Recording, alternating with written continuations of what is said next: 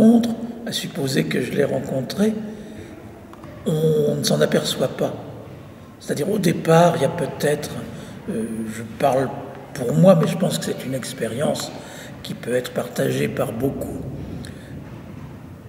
Au départ, il y a une certaine demande qu'on peut avoir de questions qu'on pourrait qualifier de métaphysiques, de grandes...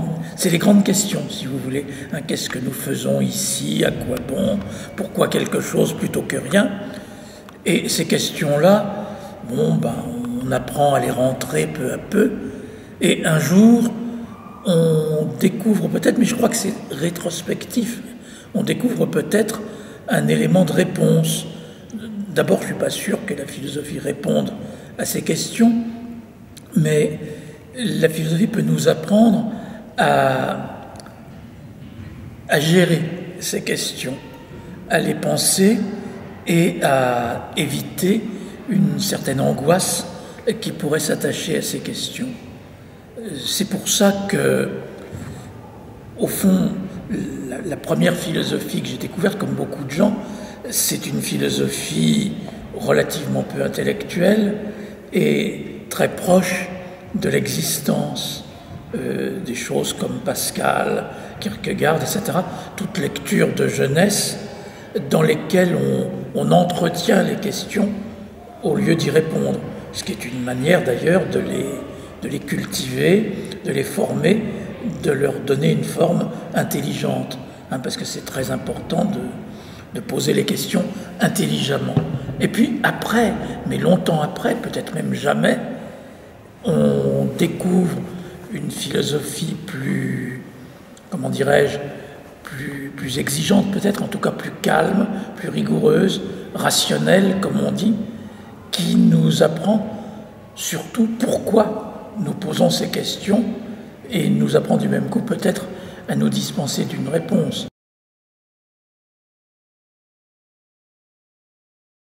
Non, il n'y a pas d'émerveillement de la philosophie tant qu'on n'en a pas fait. Et quand on en a fait, on redécouvre cet émerveillement. D'ailleurs, si vous voulez que je vous parle de cet émerveillement, c'est un thème auquel je suis très sensible. Mais c'est après coup, c'est-à-dire c'est Platon, c'est Socrate qui expliquent comment l'émerveillement a donné naissance à la réflexion philosophique. Mais émerveillement, c'est une certaine façon de ne pas comprendre. Mais il y a toutes sortes de façons de ne pas comprendre. Et la façon philosophique de ne pas comprendre, on ne peut la mettre en place, la vivre, que quand on a déjà, et ça sans doute par hasard, c'est le fait d'une rencontre dans laquelle on n'est pour rien, lorsqu'on a déjà, comme on dirait à propos des loups qui mangent, qui se nourrissent des moutons, quand on a goûté un peu la philosophie, le goût du sang, alors là, on ne peut plus s'en passer. Mais cet émerveillement, il vient après. Tant qu'on n'y a pas goûté, on ne connaît pas.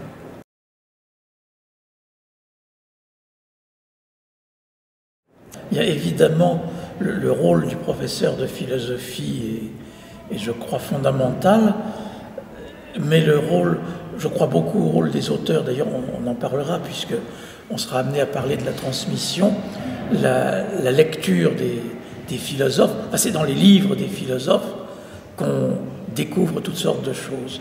Mais je crois profondément qu'on ne peut pas entrer dans les livres des philosophes si un professeur ne nous a pas plus ou moins montré le chemin. Mais ce n'est pas forcément lié directement à un professeur déterminé et à un auteur déterminé.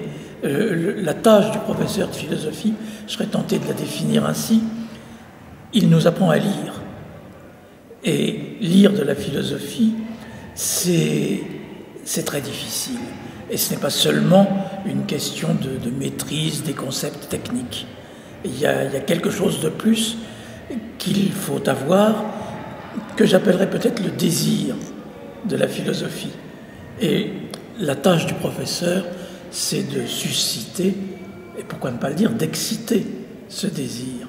Et à ce moment-là, vous pouvez lire non seulement les philosophes, mais à peu près tout ce qui s'est écrit d'intelligent ou de grand dans les bibliothèques, vous pouvez lire ça et ce sera de la philosophie. C'est une certaine manière de s'assimiler la lecture qui fait de la philosophie, je crois. Il y aurait des livres qui ne seraient pas du tout intitulés livres de philosophie, mais qui en seraient pleinement. Il est très facile de trouver des exemples. Exemple très facile. Dostoïevski, par exemple, on voit tout de suite comment c'est de la philosophie, à condition de le lire de la manière adéquate. Mais il y a d'autres auteurs dont on voit peut-être moins vite, moins rapidement qu'il y a là-dedans de la philosophie. Balzac, Stendhal, Proust, pour citer quelques grands écrivains, mais on pourrait en citer d'autres, citer notamment, là je me donne beaucoup de facilité pour vous répondre, il y a les poètes, qui sont de toute évidence de la littérature philosophique. Il y a beaucoup de confusion, voire de contresens sur la notion de transmission. Si on dit par exemple que l'école doit transmettre des connaissances, je suis tout à fait d'accord, mais il faut donner son véritable sens à l'idée de transmission, parce que ce n'est pas si simple de transmettre des connaissances. Je voudrais rappeler très rapidement, c'est une chose qu'avait dite dans une autre interview, qu'avait dite Nuccio Ordine. Il avait évoqué ce passage du banquet de Platon où Agathon invite Socrate à venir s'asseoir à côté de lui pour qu'il lui passe sa science. Et Socrate explique que, alors je le dis comme ça exprès pour montrer où est le vrai sens de ce mot, Socrate dit ça ne se transmet pas. Il prend une comparaison, celle de l'huile ou de la liqueur qui passe, grâce à un brin de laine, d'une coupe à l'autre. Le savoir, puisque c'est cela que Agathon attend de Socrate, le savoir ne se transmet pas comme on transvase du vin d'une outre dans une autre. Et c'est pour ça que c'est extrêmement compliqué de transmettre des connaissances. Et le problème de la transmission, c'est qu'il doit y avoir tout à la fois, évidemment, un contenu, sans lequel rien n'est transmis, mais en même temps, le geste de transmettre est tout à fait essentiel. Et le geste de transmettre est un geste qui va dans les deux sens, si je puis dire. C'est-à-dire qui implique de recevoir, mais quand on reçoit, la réception ne saurait être une réception passive. Recevoir ne consiste pas à recevoir, justement, mais à recueillir et à réactiver. Et c'est l'exigence, justement, de la transmission du savoir qu'il doit à chaque fois être compris. Être compris, évidemment, de celui qui transmet, mais être compris aussi, et surtout peut-être, de celui qui reçoit le savoir. C'est un geste actif. Il y avait, vous vous en souvenez sûrement, une très belle définition de l'enseignement qui nous vient d'Aristote, qui explique que l'enseignement, c'est, dit-il dans le vocabulaire inimitable qui est le sien, c'est l'acte commun de l'enseignant et de l'enseigné. C'est-à-dire, dans l'enseignement, quelque chose est réalisé qui ne peut pas se réaliser sans cette rencontre de l'enseignant et de l'enseigné, qui fait que d'une part, l'enseignant je vais parler comme tout le monde, l'enseignant se réalise lui-même, accède à une sorte de perfection de son propre être, c'est-à-dire le professeur devient un vrai professeur quand il a des élèves et quand il transmet. Mais l'élève devient un véritable élève quand il apprend du professeur. Et ils partagent tous deux, l'élève et le professeur, la belle responsabilité de se réaliser l'un l'autre, l'un grâce à l'autre. Et c'est ce qui se passe dans tout enseignement. Souvenez-vous, je peux développer un petit peu, souvenez-vous ce sur quoi on fait beaucoup de contresens à propos de Platon. Platon explique qu'il n'y a pas d'enseignement, qu'il n'y a que de la réminiscence, dit-il. Et donc, aussitôt, un certain nombre de pédagogues ignorantistes vont dire « Voyez, il ne faut rien enseigner, c'est à l'élève de tout faire ». Alors, c'est exactement le contraire. Ce que veut montrer Platon, c'est que, avec justement le modèle de l'enseignement qu'on appelle, le mot est un peu technique, la maïeutique, qui consiste à accoucher l'élève, il s'agit pour l'élève de retrouver justement un contenu qui est un contenu universel. C'est ça qu'il ne faut pas oublier. Lorsque, dans l'exemple qui est pris, je rappelle cet exemple, c'est une des plus belles pages de la philosophie, lorsque Socrate apprend à un petit esclave, donc à quelqu'un qui est considéré comme ignorant, qui n'a jamais fait d'études, lui apprend à produire, à définir la duplication du carré, qui est une opération mathématique, il ne faut pas en exagérer la complication, mais qui ne va pas de soi. Socrate laisse le petit esclave chercher tout seul, et évidemment, il se trompe. Il croit que le carré double d'un carré donné est celui dont on a doublé chaque côté. Et alors, les ignorants, voyant cela, disent « Ah, mais vous voyez, en fait, Socrate, il aide le petit esclave. Il l'aide peut-être, mais il ne lui dit rien. C'est le petit esclave tout seul qui s'aperçoit qu'il s'est trompé. Et lorsqu'ensuite on le remet sur la bonne piste, c'est le petit esclave tout seul qui découvre le moyen mathématique de produire la duplication du carré. Et par là, il a découvert un contenu dont on dira, c'est un mythe, la réminiscence, que c'est comme s'il l'avait toujours su. Mais précisément, ce sentiment, cette expérience qui correspond exactement à la réminiscence platonicienne, c'est-à-dire, mon Dieu, cela, je l'avais toujours su. C'est ce qui rend parfaitement compte, dans le mythe, du phénomène de la compréhension, et donc du phénomène de la transmission. Lorsqu'on a transmis quelque chose réellement à quelqu'un, ça n'est réellement transmis que s'il a compris. Et là, il y a une différence essentielle à comprendre entre les idées, le savoir et les choses. Un champ, un sac d'or, ça ne se transmet pas, ça se passe de main en main. Alors qu'une idée, vous ne pouvez, mais faites-en directement l'expérience, vous ne pouvez pas transmettre une idée par l'intermédiaire de quelqu'un qui ne la comprend pas. Essayez de dire, si vous connaissez quelqu'un qui va voir une personne à qui vous voulez expliquer une chose, si il ne peut l'expliquer à l'autre que s'il a lui-même compris, et ainsi de suite. C'est-à-dire, les idées ne peuvent se transmettre et se diffuser que si elles sont comprises. Et c'est cela, le phénomène de l'enseignement. Et pour qu'elles soient comprises, il y a ce phénomène extraordinaire qu'est la réminiscence, c'est-à-dire qui oblige à chaque fois à retrouver soi-même cette idée. Je n'ai compris qu'à partir du moment où j'ai refait moi-même et pour mon propre compte toutes les étapes de cela. Et c'est là qu'il y a réellement une transmission.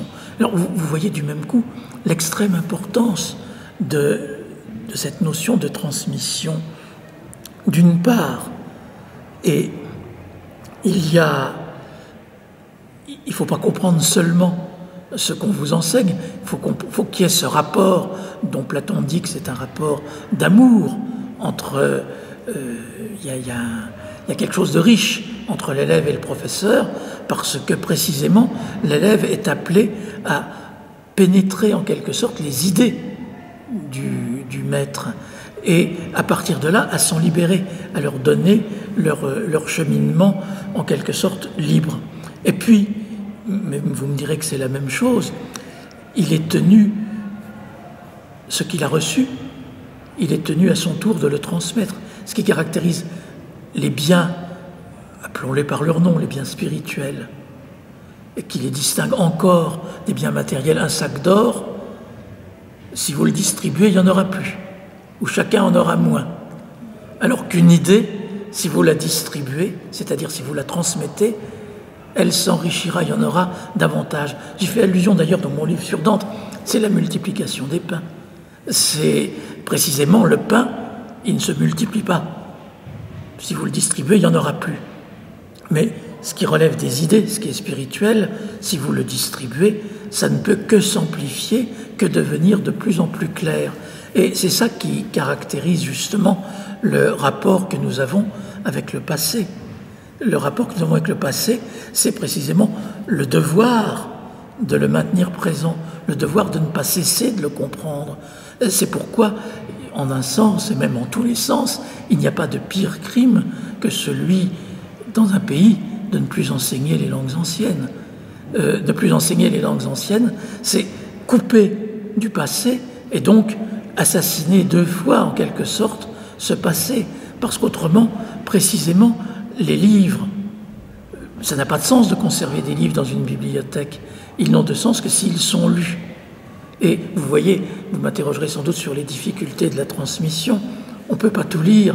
Et puis, la lecture que nous faisons des livres donne lieu à d'autres livres qui devront encore être lus. C'est pourquoi la situation actuelle par rapport au passé est une situation très difficile. Nous ne pouvons pas lire et comprendre tout ce que nous avons à lire et à comprendre. C'est-à-dire qu'il y a une part de notre culture et de notre intelligence qui nous échappe. C'est pourquoi le devoir de transmission est si important.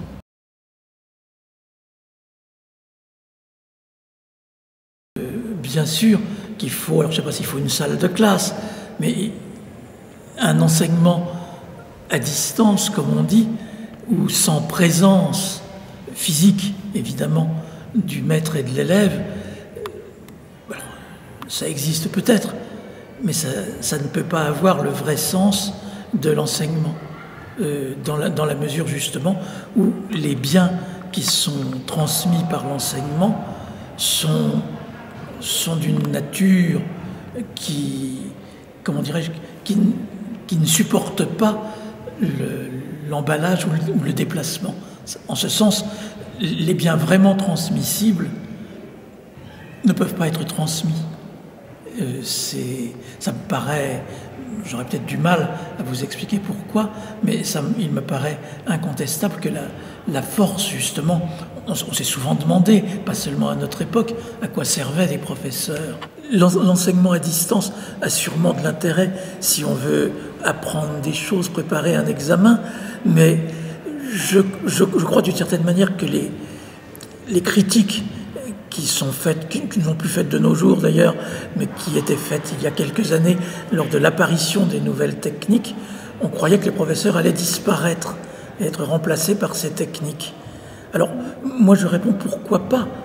Si enseigner, ça consiste à transmettre purement et simplement des connaissances positivement définies, sans la moindre pensée, oui, c'est une autre manière d'utiliser les moyens techniques, et c'est comparable au mauvais usage des livres.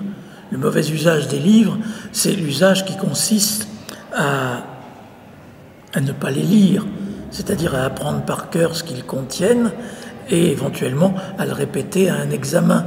Mais comment dirais-je, la finalité de l'enseignement n'est pas de faire que les élèves réussissent leurs examens.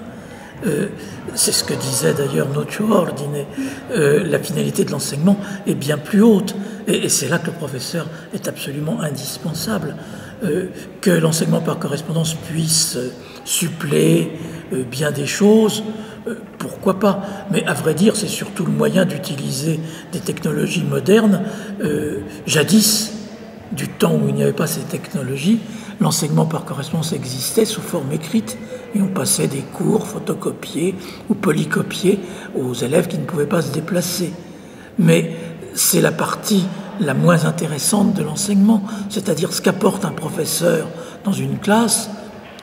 C'est un de mes professeurs qui disait ça. Le professeur apprend des choses qui ne sont pas dans les livres. Et notamment, il apprend à lire. Ça n'est pas dans les livres. Et ça n'est pas dans les livres parce que ça ne peut pas être dans les livres. Apprendre à lire, savoir lire, c'est spécifique à chaque livre. Et c'est une manière justement de savoir accueillir, recueillir le livre. C'est une manière d'accomplir la transmission.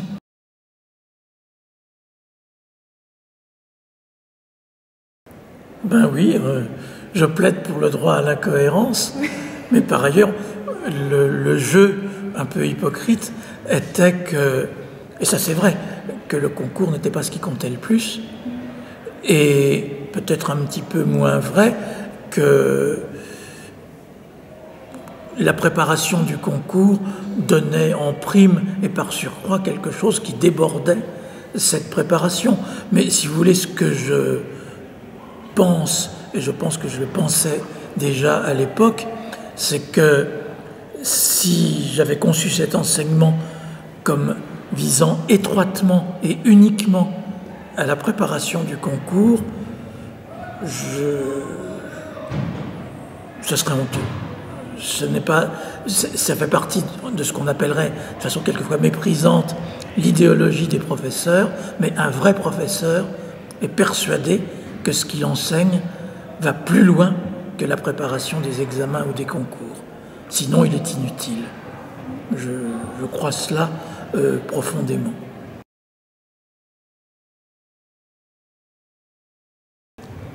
Mais évidemment, alors peut-être pas au sens platonicien de la réminiscence, mais je me souviens de mes étudiants en plusieurs sens. D'abord, je m'en souviens au sens le plus banal, le plus strict. Je me souviens des individus.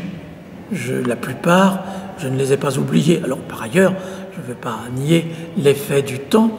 Il y en a qu'on oublie, et surtout on oublie les noms. Et c'est normal. Les noms, chaque génération est remplacée par une autre. Ça, il me semble que c'est une façon normale de vivre pour un professeur. Il doit, tous les ans, en un certain sens, oublier ses étudiants pour s'occuper des autres, sans aucun doute. Mais par ailleurs, on ne peut pas oublier ses étudiants dans la mesure où, comme on dit un peu hypocritement, mais c'est vrai, ils nous apportent beaucoup de choses, ils nous instruisent de beaucoup de choses, et en ce sens, on n'oublie pas les années passées avec eux. Et ça apporte un sentiment de joie, et on retrouve un certain nombre d'éléments, un peu de façon proustienne, des éléments parfois un peu anecdotiques, nous reviennent de telle ou telle classe, ou de tel ou tel élève. Mais bien sûr que sur l'ensemble d'une carrière d'enseignant, le rapport historique avec les étudiants est quelque chose qui, comme dirait Socrate, qui est à la tête d'une œuvre. Après tout, les professeurs n'écrivent pas de livres, mais leur enseignement lui-même remplace bien cela. Non, c'est ce que dit Socrate, il dit pas de traces écrites, mais justement, c'est pas parce qu'il n'y a pas de traces écrites que l'on n'a pas justement ensemencé tout autour de nous.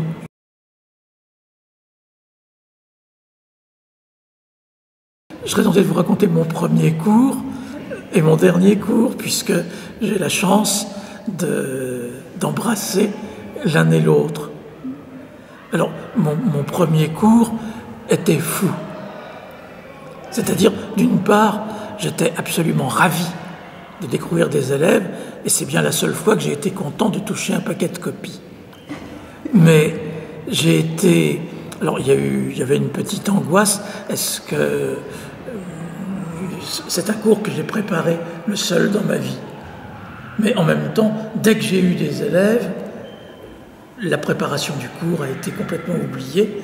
Et il y a eu, ça je m'en souviens encore très bien, il y a eu ce qu'on pourrait appeler une vraie rencontre. C'est-à-dire, j'ai découvert qu'en parlant à mes élèves, il y avait quelque chose qui se passait. Et cela, je l'ai découvert le plus complètement, pas vraiment au premier cours. Au second ou au troisième, j'ai découvert que ça pourrait aller si je comprenais que ce n'était pas moi qui parlais aux élèves, et si je laissais les élèves, peut-être pas parler, je déteste ça, mais si je laissais les élèves être là, présents, donner leur présence et leur droit aux élèves, c'est quelque chose que j'ai fait presque tout de suite. c'est une expérience inoubliable, même si évidemment elle est rétrospective. Sur le moment, l'angoisse de tout jeune professeur, c'est est-ce que je tiendrai jusqu'à la fin de l'heure, etc., qui est une question qui ne se pose pas dès qu'il y a une vraie communication. Et puis mon dernier cours, alors il y avait évidemment une certaine forme de tristesse, même si je l'avais voulu, hein. Bon, il y avait une certaine forme de tristesse, mais là c'est les élèves qui étaient formidables.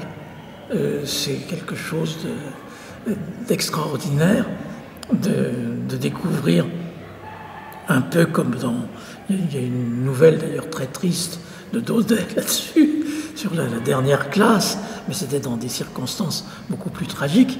Mais là, les élèves savaient que c'était le dernier cours et il y avait vraiment un climat tout à fait particulier. D'abord, je ne sais pas ce que c'est que le niveau, et puis si pour autant qu'on puisse savoir ce que c'est, il est clair, prenez toutes les études qui sont faites, que le niveau monte si on s'en tient au niveau de ce qui est demandé dans les examens. Il n'y a aucun doute là-dessus que ce qu'on demande au bac, aujourd'hui, un bachelier des années 1900 serait absolument incapable d'en faire la première ligne, en mathématiques ou ailleurs. Et en philosophie, c'est encore plus net. C'est absolument évident que, de ce point de vue étroitement scolaire, le niveau n'a pas baissé. Alors que par ailleurs, l'institution scolaire rencontre des difficultés, qui peut le nier, mais c'est pas d'aujourd'hui. C'est pas d'aujourd'hui, et souvent ça tient au fait qu'on oublie les vraies exigences de la transmission. Parce que moi je crois, et c'est pas une réaction de privilégié, je crois dur comme fer, mais absolument, et c'est ce que ne croient pas les responsables de l'éducation nationale depuis des années. Je crois que absolument tous les élèves sont capables d'apprendre absolument tout. Je crois que des élèves qui seraient incapables, sous prétexte de telle ou telle origine, de faire ceci ou cela, ça n'existe pas. D'ailleurs, on vient de montrer, une étude du ministère lui-même vient d'établir que les élèves qui faisaient du latin en Seine-Saint-Denis, ils s'en sortaient mieux que les autres.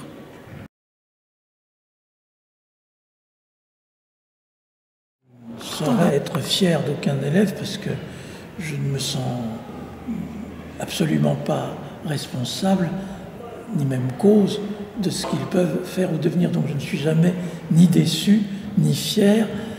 Ça, c'est sans doute une faiblesse de ma part, mais j'ai toujours cru profondément à la liberté de mes élèves et au fait que ce qu'ils faisaient, la chose qu'ils faisaient d'important, c'était de comprendre, non pas ce que je leur disais, mais ce que j'essayais de leur faire passer.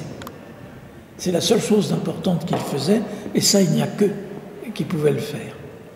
Et ils le faisaient parfois admirablement, et donc, oui, j'ai quelquefois de l'admiration pour beaucoup d'anciens élèves, et pas seulement d'ailleurs pour, comment dirais-je, des œuvres ou des comportements marquants qu'ils peuvent avoir, puisqu'il y a un certain nombre d'entre eux sont, comme on dit, connus, mais c'est... Pour tous les élèves, quels qu'ils soient, il y a toujours cette espèce de... J'ai toujours eu cette espèce d'admiration et de respect, puis ils devenaient ce qu'ils voulaient devenir, et en général, ils étaient capables d'utiliser, de s'approprier ce qu'on essayait de leur donner.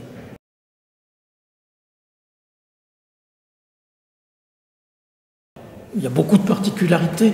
Moi, j'en retiendrai surtout une. C'est, à mon avis, de nos jours, et dans certains lycées, le seul moment où l'enseignement peut trouver toute sa puissance, c'est-à-dire être à la fois un enseignement donné dans un esprit total de liberté. C'est ce qui convient à l'enseignement, mais c'est ce qui a tendance de plus en plus à disparaître pour des raisons qui valent ce qu'elles valent, l'enseignement de masse, que sais-je, mais ce qu'on trouvait à Henri IV notamment, c'était une totale liberté qui aboutissait, enfin qui était indissociable d'une véritable liberté intellectuelle. Et ça, c'est ce qui me frappait le plus. Il n'y avait pas de sonnerie pour commencer et pour terminer le cours. Mais on n'imagine pas à quel point c'est essentiel. Et ça n'existe qu'ici. Ou ça n'existait qu'ici. Mais c'est une particularité française, l'enseignement en classe préparatoire Oui. C'est une particularité française. Alors bon, évidemment, la particularité et l'avantage des classes préparatoires, mais ça, comment dirais-je, vous le savez bien, c'est que c'est un enseignement réellement pluridisciplinaire, où réellement on approfondit plusieurs disciplines dont on découvre peu à peu qu'elles se complètent et qu'elles sont indissociables. Et ça, c'est quand même une formation remarquable pour les élèves. Dans l'enseignement supérieur, un philosophe fera très vite des études, parfois excellentes d'ailleurs, de philosophie. Mais en classe préparatoire, on fait autant de philosophie que de grec, de latin, de langue vivante, etc.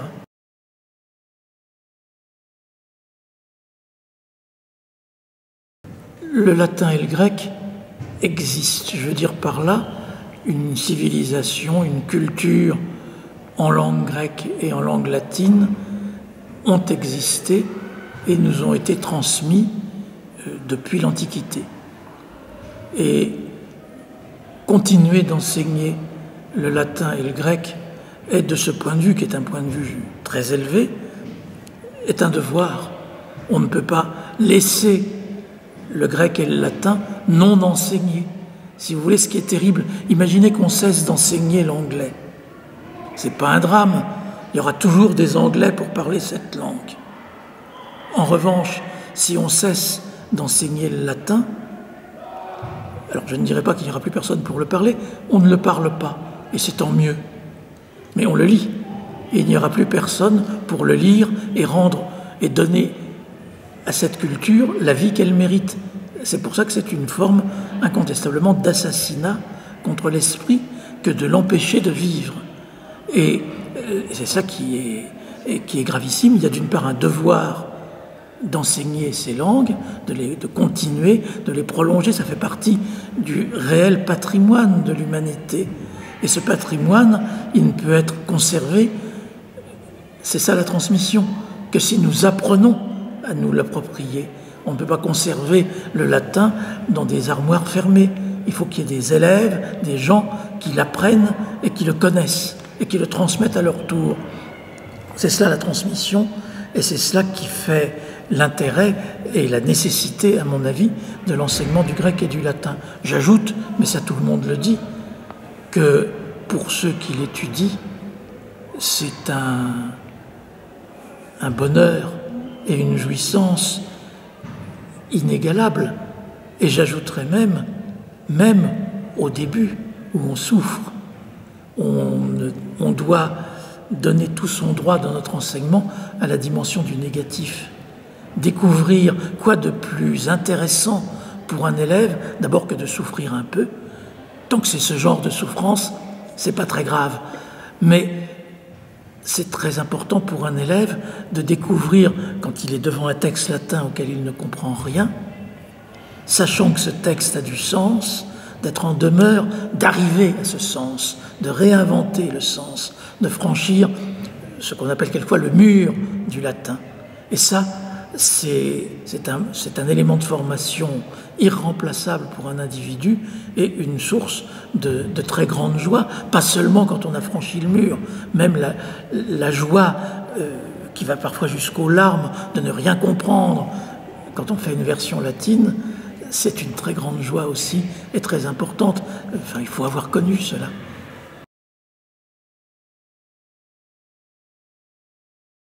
L'Ulysse de Dante était, je crois, accompagné pendant tout mon enseignement, parce que cet écrit que j'ai commis sur l'Ulysse de Dante, j'y pense depuis que j'ai découvert Dante, vers l'âge de... quand j'étais moi-même en Cagne, comme élève, vers 18 ans, j'ai découvert Dante et ce passage, et ça me poursuit depuis cette époque. Dans l'enfer de Dante, au chant 26 de l'enfer, Ulysse. Alors tout le monde connaît, sauf Dante d'ailleurs, mais peu importe, tout le monde connaît l'Odyssée et comment se termine l'Odyssée par le retour d'Ulysse dans son île natale dont il est roi, à Ithaque. Eh bien, avec Dante, Ulysse ne revient pas à Ithaque, il décide, un peu avant d'arriver à Ithaque, il décide de partir et de franchir ce qu'on appelait les colonnes d'Hercule, c'est-à-dire le détroit de Gibraltar, et de s'aventurer sur l'océan. Et donc son voyage va devenir un voyage sans retour. L'Ulysse d'Homère, c'est celui qui revient chez lui.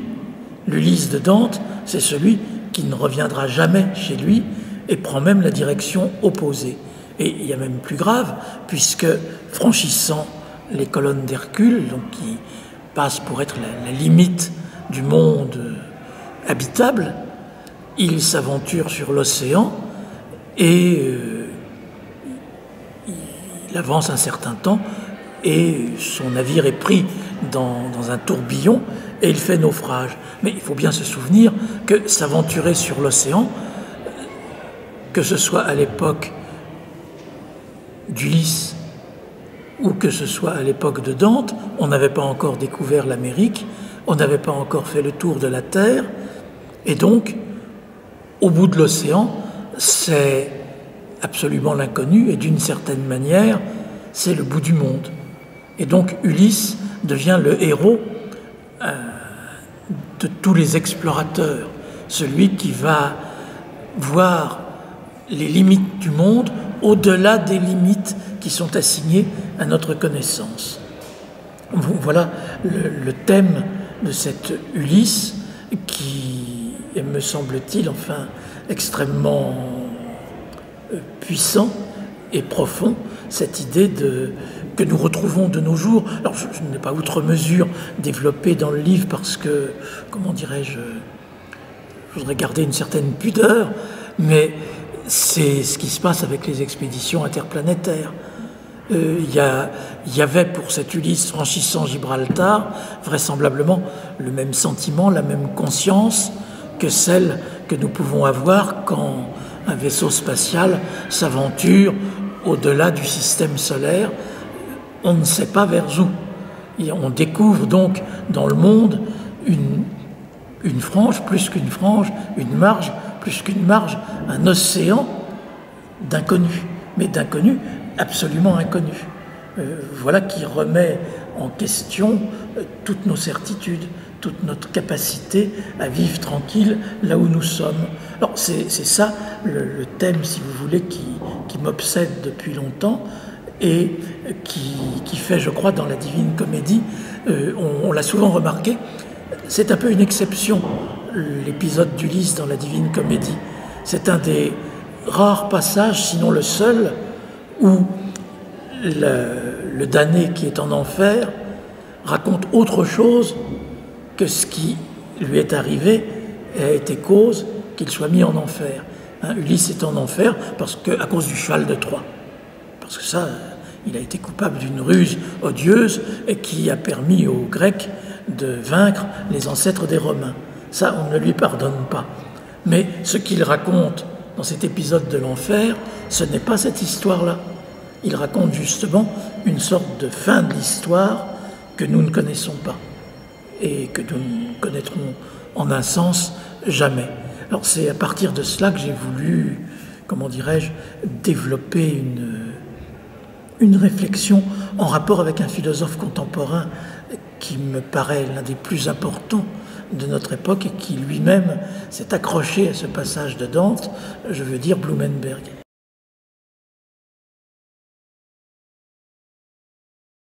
Ce philosophe est à mes yeux l'un des plus importants, un des philosophes majeurs du XXe siècle. Et ce qui est très important chez lui, en dehors d'un certain nombre de recherches à travers lesquelles il est connu ou plus ou moins célèbre, qui relèvent de l'analyse des métaphores, qui relèvent de l'histoire de la philosophie, Blumenberg, à mes yeux, c'est l'entrée qui est favorite à mes yeux pour comprendre Blumenberg. C'est un philosophe qui a compris, ou si vous voulez, qui est obsédé par l'idée que le monde est mal fait, par l'idée qu'il n'est pas... par l'idée, si vous voulez, que le monde, se rattachant à l'histoire biblique, bon, Dieu, Blumenberg rappelle cela, Dieu a essayé plusieurs fois de détruire le monde dont il avait jugé qu'il était bien fait, selon la Bible. Mais il y a eu le déluge, etc.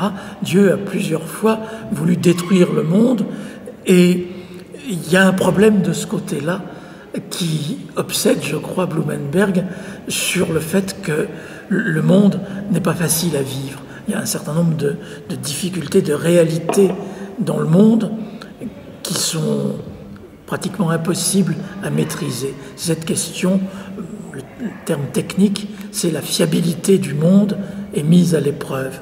Et c'est cela qui m'intéresse le plus chez Blumenberg, et c'est à partir de cela que Blumenberg, qui connaissait très bien Dante, rencontre on peut dire, la réflexion de Dante. Il s'intéresse de très près à l'Ulysse de Dante, à ce passage du chant 26 de l'enfer. Et ce qui l'intéresse, c'est de voir comment Ulysse, justement, symbolise, si vous voulez, la fin d'une certaine tranquillité à l'égard du monde antique. Et c'est ça dont Dante, justement, est sans doute, d'une certaine manière, le témoin. C'est-à-dire le monde antique, que les Grecs appelaient cosmos, ça veut dire un tout bien ordonné. C'est un monde où chaque chose avait sa place et où chaque chose obéissait, correspondait, exprimait un ordre. Il y avait, cosmos veut bien dire ordre du monde. Et c'est cela, justement, que l'aventure d'Ulysse compromet.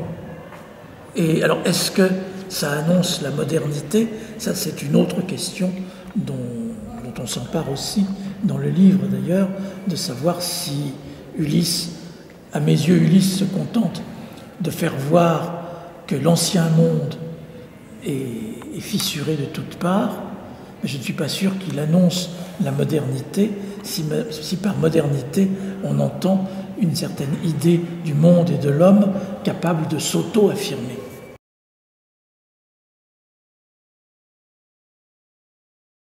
Le lien avec la difficulté de la transmission, il passe par Dante. Je crois que Dante, qui est, vous le savez, l'un des plus grands poètes de tous les temps, on pourrait, s'il fallait résumer Dante à une seule notion, c'est à la notion de transmission que nous devrions le ramener. Parce que qu'est-ce qui est présenté dans la Divine Comédie? Alors c'est quelque chose qui souvent, auprès des gens qui n'ont pas lu la Divine Comédie ou ne sont pas familiers de la culture italienne, il y a quelque chose qui, certaines fois, fait fuir ces histoires de gens dont on ne connaît même pas l'existence, qui racontent des anecdotes dans l'autre monde, etc. Ça paraît fantastique. Mais ce qu'il faut bien comprendre, c'est, je dirais, deux choses. C'est d'une part que la Divine Comédie représente, l'air de rien, l'intégralité de l'histoire des hommes et du monde. C'est-à-dire en faisant entrer sur la scène de sa poésie l'enfer, le purgatoire et le paradis, Dante fait entrer toute l'humanité. C'est-à-dire pas seulement l'humanité présente. Un philosophe a pu dire, mais il ne faisait que citer Dante, que l'humanité compte plus de morts que de vivants. Et donc, cette référence à l'autre monde chez Dante n'est pas du tout une manière de fuir, c'est au contraire une manière d'embrasser l'humanité dans son intégralité spirituelle. Et dans son intégralité spirituelle, telle que l'éternité la change. c'est-à-dire elle accède à une vérité historique décidée par Dante qui est tout à fait remarquable. Ça, c'est la première chose. La deuxième chose, c'est que Dante est un voyageur qui passe à travers toutes ces âmes qui, évidemment, racontent leur vie, parlent d'elles-mêmes. Et Dante écoute ce qu'elles disent et le transmet. Le poème de Dante se présente lui-même comme une transmission qui nous rend présents tous les esprits de tous les temps. Et c'est pour ça que la transmission est essentielle. Mais pas seulement. Je voudrais rappeler quelque chose qui a l'air d'être anecdotique. Dans le passage du chant 26, où Dante rencontre Ulysse, vous avez peut-être remarqué qu'il y a une discussion entre Virgile qui guide Dante et Dante. Virgile lui dit « Ah mais non, c'est pas toi qui vas adresser la parole à Ulysse ». Et c'est vraisemblablement parce que Dante, on y revient toujours, ne connaissait pas le grec. On ne le lui avait pas appris. Et donc, pour écouter Ulysse, il fallait quelqu'un qui étudiait le grec, qui le connaissait. Virgile connaît le grec et parle à Ulysse et traduit à Dante. Nous voyons comment la transmission passe par la possession des langues. Mais en même temps, il y a un autre élément de transmission qui a l'air tout à fait anecdotique, mais qui, à mes yeux, est peut-être d'une extrême importance. C'est le fait que, dans la culture italienne, Dante a une très grande importance. Vous savez que en Italie, tout le monde connaît Dante et aime Dante. Et c'est ça qui est très remarquable. Quelle que soit la classe sociale des gens, tout le monde a étudié à l'école primaire Dante et est capable d'en réciter des passages par cœur. C'est vraiment présent dans la culture italienne. C'est le poète national italien. Et c'est ce que je voulais rappeler, puisque c'est pas l'une des pages les plus, comment dirais-je, les plus réjouissantes du livre, mais j'ai analysé ce passage du livre de Primo Levi, Si c'est un homme, où il parle justement du chant d'Ulysse. Et dans cette vie qui n'est pas une vie de Primo Levi dans le camp d'extermination, il évoque ce passage de Dante et en parle avec d'autres prisonniers. Il donne un cours sur Dante à d'autres prisonniers, et c'est justement un moment dans ce camp, alors non pas où on évoque quelque chose de dantesque dans un camp épouvantable, mais au contraire on évoque quelque chose de merveilleux, où on évoque quelque chose où, dans le discours d'Ulysse, Ulysse dit « Souvenez-vous d'être des hommes ». Et c'est ce qu'il rappelle à ses compagnons de captivité, et tout en se rappelant cela, en même temps il se souvient justement de cette importance de Dante dans la mémoire de l'humanité et pas seulement dans la mémoire de l'Italie. Bon, c'est ça aussi que j'ai essayé de rappeler dans ce chapitre, qui me semble être une compréhension tout à fait remarquable de ce chant d'Ulysse au chant 26 de l'Enfer.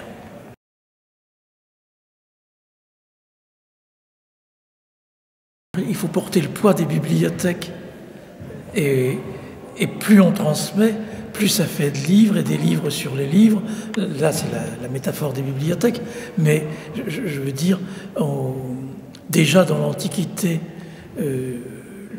tout lire, c'était une prouesse, mais de nos jours, c'est presque absolument impossible. C'est-à-dire, le problème de la transmission, c'est que plus ça va, plus il est, sans qu'il y ait de raison véritable à cela, ça devient impossible. C'est-à-dire, il y a forcément des choses qui vont se perdre.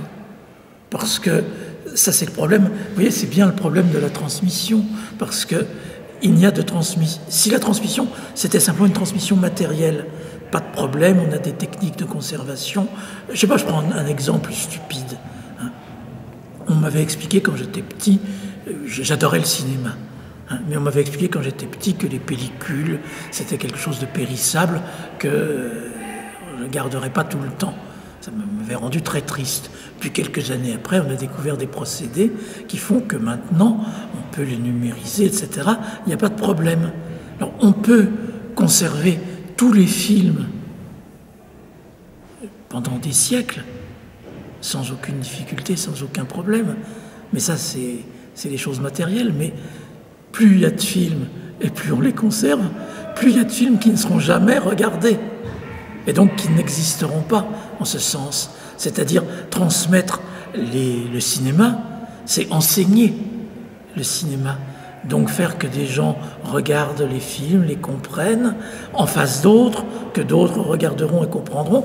Et ça, c'est comme la population mondiale selon Malthus, ça augmente sans arrêt et on ne pourra plus les voir tous, les visionner tous. Et c'est pareil pour les livres, c'est pareil pour les choses de l'esprit en général, étant donné qu'elles ne sont transmises qu'en étant comprises, elles sont nécessairement multipliées. Et du même coup, il est de plus en plus difficile quantitativement de les assimiler. Regardez, je vois des fois avec nostalgie, quand je regarde, justement vous me demandiez tout à l'heure si le niveau avait monté, mais quand je regarde ce que faisaient les bibliothèques par exemple, d'un certain nombre de professeurs du 19e siècle, du début du 20e, je sais pas, Lagneau, Alain ou d'autres, leur bibliothèque tiendrait dans une petite armoire. Ils avaient lu très peu de choses, mais ils avaient lu quand même pour l'époque pratiquement, enfin pas tout, mais beaucoup de choses. De nos jours, nos bibliothèques ne peuvent plus, il faudrait des wagons entiers pour les faire tenir. Et c'est ça qui est épouvantable, si vous voulez. Il y a quelque chose de vertigineux dans la transmission qui fait que, du fait, qui est une très bonne chose, qui est remarquable qu'il n'y a de transmission que vivante, eh bien on ne peut plus tout transmettre.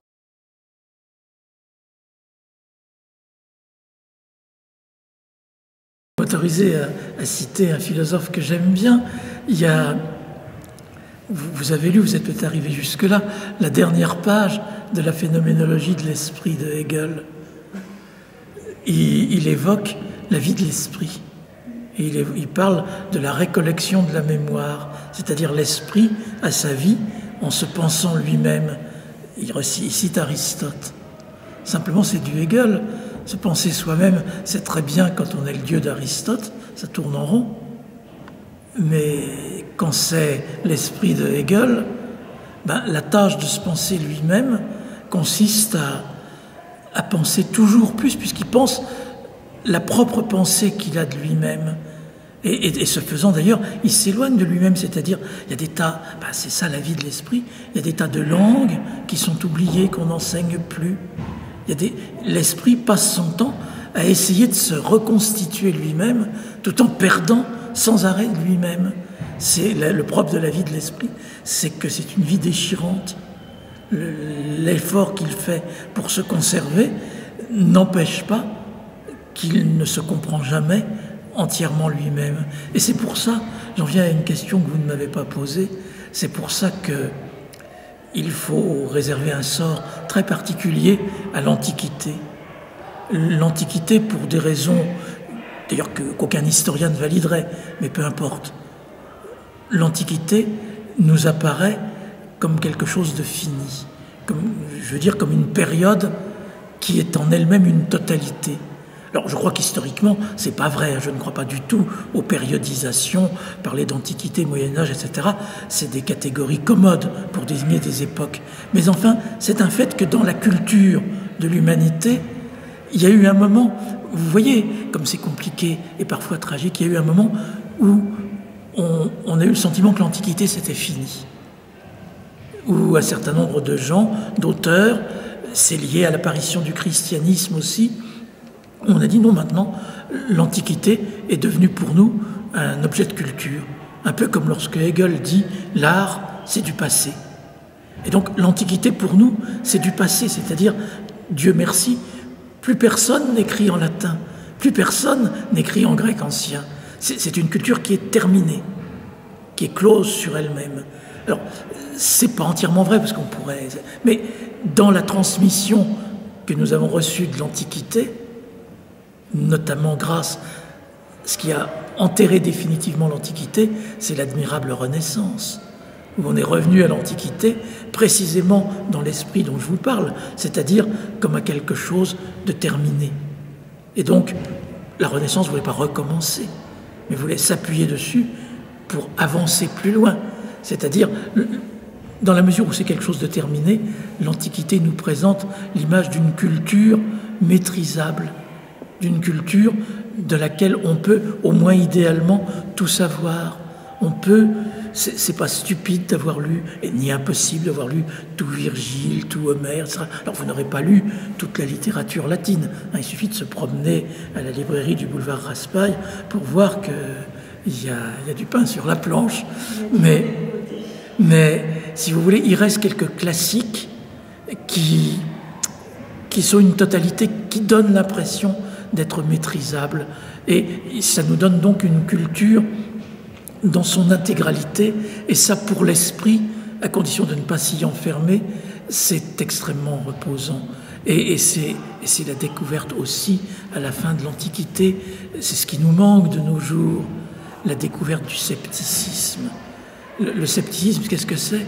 C'est la découverte que la vérité n'est pas ce qu'on nous dit, mais que c'est pas pour ça qu'il n'y a pas de vérité, que la vérité, c'est de chercher la vérité. Et ça permet de réconcilier tous les discours. Et ce qui est intéressant chez les sceptiques, prenez Montaigne, qui justement possédait, s'était approprié en termes de transmission, il a fait ce qu'il fallait pour que l'Antiquité lui appartînt. Et Montaigne, justement, est un sceptique, c'est-à-dire, il ne donne pas raison aux uns contre les autres, etc. Il cherche, il les comprend tous, il les suit tous. Et c'est ce scepticisme qui consiste justement dans une forme admirable de tolérance spirituelle, à accepter toutes les idées, à discuter, à comprendre que la vérité, c'est pas de savoir, c'est de comprendre. Et de comprendre ce qu'on ne comprend pas. Et qu'il y a sans cesse du travail. Et en ce sens, la vie de l'esprit est peut-être la plus confortable qu'il y ait de nos jours, même si j'ai essayé de vous montrer que de nos jours, elle devenait franchement insupportable. Il y a trop de choses à avoir lues. Il y a trop de choses à avoir lues, ce qui n'est pas très grave, ça c'est pour notre satisfaction personnelle qu'on voudrait avoir tout lu. Mais il y a des choses que plus personne ne lit et elles sont mortes. Nous sommes en train d'assassiner notre héritage. Nous sommes incapables de le transmettre parce que justement, nous devons quand même continuer la transmission.